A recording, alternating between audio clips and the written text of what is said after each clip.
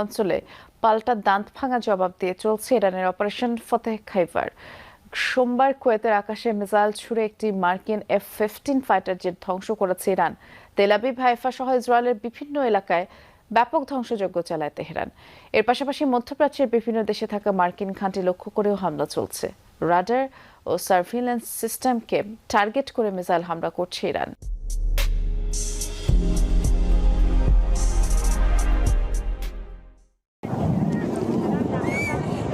কুয়েতের আকাশসীমা পার করছিল মার্কিন F-15 ফাইটার জেটটি। হঠাৎ একটি ইরানি মিসাইল আঘাত হানে যুদ্ধ বিমানটিতে।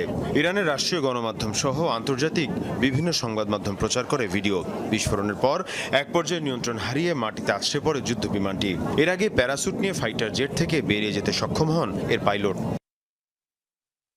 যুক্তরাষ্ট্র ইসরায়েলের হামলার পাল্টা জবাব দিতেই চলছে ইরানের অপারেশন ফতেহ খাইবার। তেল আবিব সহ ইসরায়েলের কৌশলগত বিভিন্ন এলাকায় ব্যাপক ধ্বংসযজ্ঞ চালিয়েছে ইরান।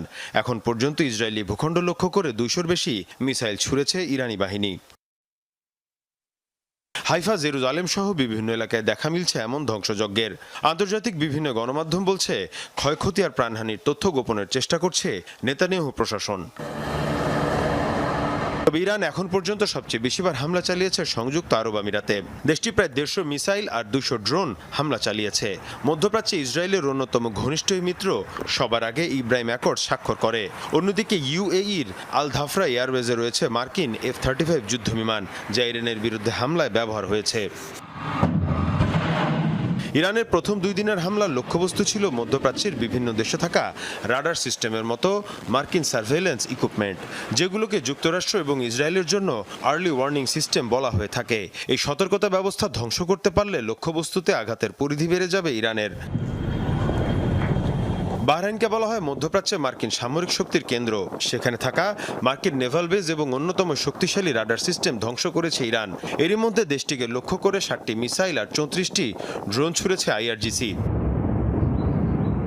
যুক্তরাষ্ট্র ইসরায়েলের হামলার জবাবে ইরান তার পাল্টা আক্রমণ শুধু অব্যাহত রাখেনি, বরং আরও জোরদার করেছে।